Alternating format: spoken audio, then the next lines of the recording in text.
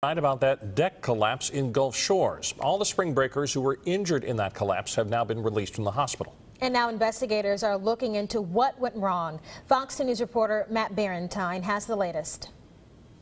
It just sounded like a big crack of thunder. Clay Elkins and his family were just 2 doors down from a party that quickly went south Monday afternoon. Spring break students, mostly from Texas, were crowded on the back deck of this house when it collapsed. Elkins and his wife, who is a physician, ran over to help out.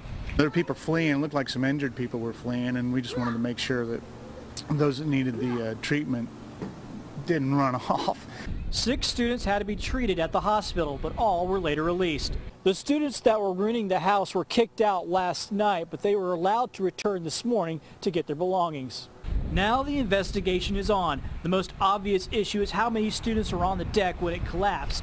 Elkins said while there were quite a few, he didn't see an excessive number. But they weren't disruptive or anything like that. It just, the thing gave way, and you know, I'm reading 40 and 50 people on the deck. I never saw that many. Whatever the number, it was enough to cause a catastrophic failure. Well, unfortunately, you can have the best, most stringent building codes in the world, and if you have an overcapacity situation, at some point there's a maximum capacity of that structure. Grant Brown with the City of Gulf Shores says building inspectors are checking every nail and screw. The home, though, was built before stringent codes were passed in 2009. And the only way this might have been prevented was a call to the police. Call the police, let the police go down and investigate, and if the police are driving by and they see that type of situation, obviously they're going to stop and try to inspect to make sure that people are being safe. In Gulf Shores, Matt Barentine, Fox 10 News. The property owner was on site today but declined to speak.